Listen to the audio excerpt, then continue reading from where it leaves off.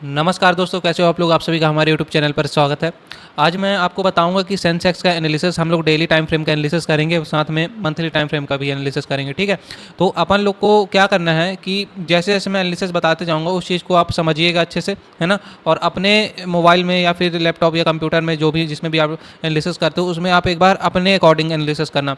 ठीक है, जो मैं बताऊँगा उस चीज़ को समझना ही, साथ में अपने अकॉर्डिंग भी एनालिसिस करना और फिर जाकर करके आप अपना ट्रेड प्लान करिएगा। ठीक है, तो मेरा एनालिसिस क्या है इस वीडियो में आपको बताऊंगा। तो चलिए शुरू करते हैं बिना टाइम वेस्ट किए। ठीक है, तो यहाँ पर मैं सेंसेक्स का चार्ट खोला हुआ हूँ वन डे टाइम फ्रेम में।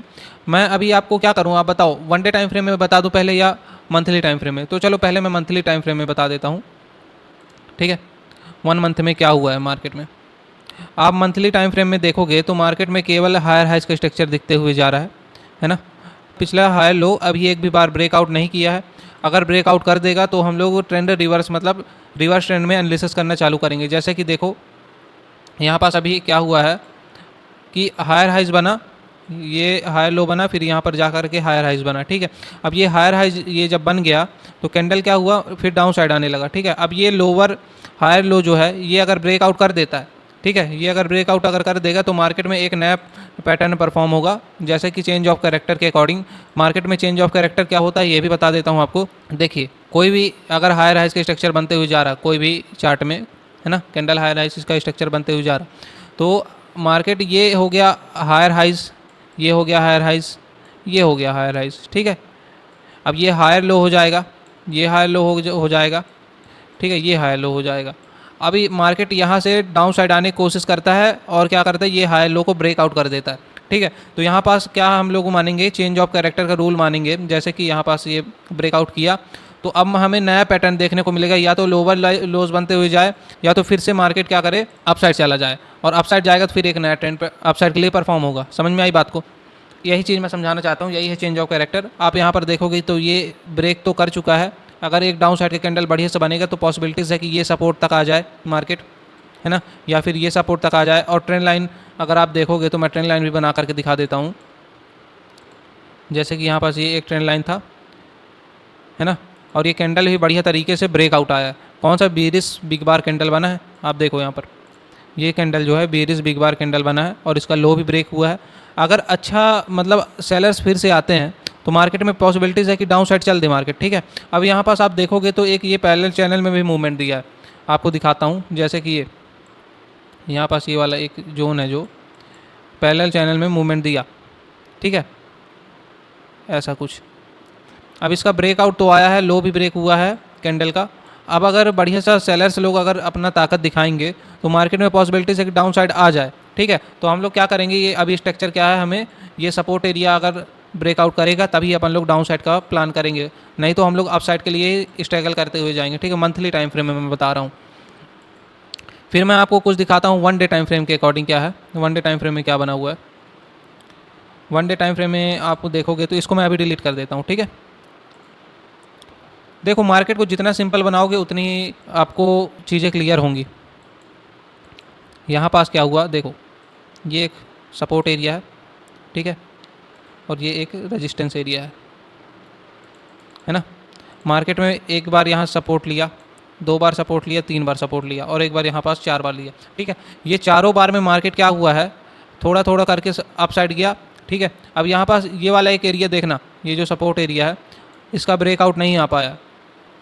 ठीक है, जैसे कि मैं अभी आपको विस्तार से समझाता हूँ जूम करके।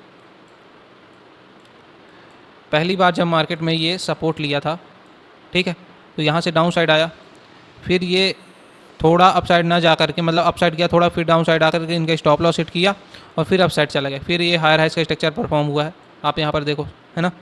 फिर इसके बाद आप देखोगे, इधर दिखाता हूँ आपको, हायर हाइज का स्ट्रक्चर परफॉर्म हुआ ये। अब ये क्या हो गया, एक ये हायर लो हो गया, है ना, ये एक सपोर्ट एरिया था, है ना, और इसको ब्रेकआउट कर दिया मार्केट। ठीक है, अब यहाँ पास आप देखोगे मार्केट में हमें नया पैटर्न परफॉर्म होगा, जैसे कि चेंज ऑफ कैरेक्टर के अकॉर्डिंग में बताया, लोअर लोज बनने लगा। ठीक है, अब ये लोअर हाई का ब्रेक कर दिए तो हम लोग नया पैटर्न परफॉर्म किए। ठीक है, और फिर मार्केट में डाउन साइड जाने लगा, मार्केट फिर से एक तरीके से लोअर लोज बनने लगा। और आप नोटिस करोगे कि ये पिछला वाला हाई को ब्रेक नहीं किया है, ये जो हाई है इसको ब्रेक नहीं किया। यहाँ पास से सेलर्स एक्टिव हुए हैं और लोअर लोज के फॉर्म में डाउन साइड जाने लगे। ये देखो यहाँ पास। अब ये आपको कौन सा रूल दिखेगा यहाँ पास, लोअर लो जब ये बना तो फिर से ये एक रेजिस्टेंस लेवल ब्रेक कर दिया, बड़ा सा कैंडल बनाया था, बिग बार कैंडल, यहाँ पास देखो गैप अप ओपनिंग दे करके। अब पॉसिबिलिटीज़ है ये 1 डे टाइम फ्रेम में मार्केट में क्या हो, यहाँ तक भी जा सकता है या तो यहाँ पास से रिजेक्शन ले सकता है, ये 2 टाइम फ्रेम है, ठीक है। और आपको यहाँ पास देखने को मिलेगा कि ट्रैप कितने बार किया है, जैसा कि आपको मैं दिखाऊंगा ट्रैप कैसे पता चलता है। 1 मिनट, ये मार्केट यहाँ से अब डाउन साइड गया, फिर हायर हाइस का स्ट्रक्चर बना, फिर ये हाई लो बना और फिर हायर हाइस जा रहा है, ठीक है। और अप साइड के लिए ट्रैप कितनी बार किया, अप साइड के लिए ट्रैप जैसे कि मार्केट में ये लोअर लोज बनते हुए जा रहा था, तो यहाँ पर जैसे कि बुलिश कैंडल बना हुआ है, ये वाला कैंडल देखो बुलिश इंगल्फिंग कैंडल बना, अप साइड गया, जाने की कोशिश किया लेकिन डाउन साइड चला गया, स्टॉप लॉस इनका हिट कर दिया, ठीक है। अब फिर से यहाँ पास आप देखोगे मार्केट में एक ये कैंडल देखो यहाँ पास बना, मतलब गैप डाउन को एक कैंडल ही माना करो, ठीक है। आपको केवल एक ट्रैप यहाँ पर कहीं पर तो दिख नहीं रहा मुझे, अभी सिर्फ सिंगल ही ट्रैप दिख रहा है ना। तो पॉसिबिलिटीज़ है अगर ये रेजिस्टेंस लेवल जो है अगर इसका ब्रेकआउट नहीं आता आज, ठीक है, और यहीं पास अगर बीरिश कैंडल बना देता है तो पॉसिबिलिटीज़ है कि फिर दूसरे दिन भी बीरिश कैंडल बनाए, है ना। जैसा कि मैं बता रहा हूँ, अगर मान लो यहाँ पास एक बिग बार थोड़ा सा बीरिश कैंडल बना दिया, ठीक है, और फिर अगर बीरिश कैंडल बनाया और लो भी ब्रेक हो गया तो ये पॉसिबिलिटीज़ है कि यहाँ तक चल दे, ठीक है। इतनी बात आपको समझ में आई फ्रेंड्स, तो एक बार वीडियो को लाइक कर देना और सब्सक्राइब कर देना जो भी नए लोगों को, मैं यही चीज़ समझाना चाहता हूँ। ये एक रेजिस्टेंस लेवल है, इतना जान लेना, ठीक है। अगर इसका ब्रेकआउट अच्छे से नहीं आएगा तो फिर मज़ा नहीं आएगा, ऊपर से भी ये रेजिस्टेंस है। तो अभी मार्केट में टोटल बीरिश दिख रहा है, उसमें भी बीरिश दिखा मंथली टाइम फ्रेम में, और ट्रेंड लाइन आप देखोगे तो ट्रेंड लाइन यहाँ पास मुझे कोई दिख नहीं रहे हैं, ठीक है, ट्रेंड लाइन अभी कोई से नहीं है यहाँ पर। तो फ्रेंड्स आज के वीडियो में बस मंथली और 1 डे टाइम फ्रेम का एनालिसिस बताया हूँ, और भी कुछ अगर आपको डाउट हो, जिस टॉपिक में आपको वीडियो चाहिए हो तो उस टॉपिक में आप मुझे बता सकते कमेंट करके, मैं उस टॉपिक पर आपको वीडियो बना करके डाल दूँगा, ठीक है। तो आज की वीडियो में बस इतना ही फ्रेंड्स, चलिए धन्यवाद।